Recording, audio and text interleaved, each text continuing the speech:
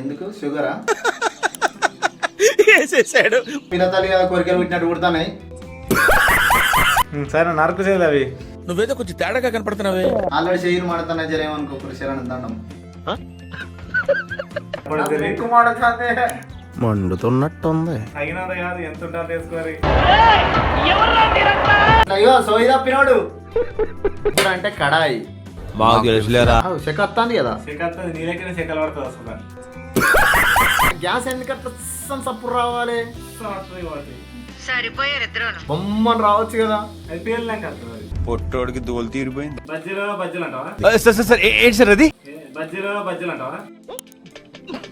కట్టికి తింటాను రా, అందుకే బొడబాబు దగ్గర నేను ఆశకు అర్థం ఉండాలి.